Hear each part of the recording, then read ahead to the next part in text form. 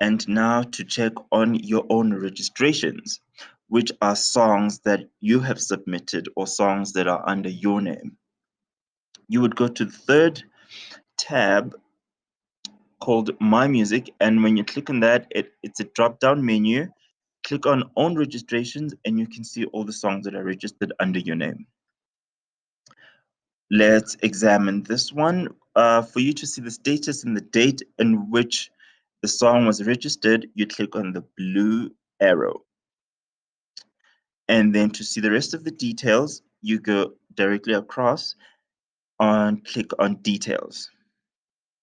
And then this will show you other people that worked on the song, and it will show you the percentage at which each member will receive the royalties. Then you can see the subtitles, which are other titles for the song. And you can also see other artists that perform the song.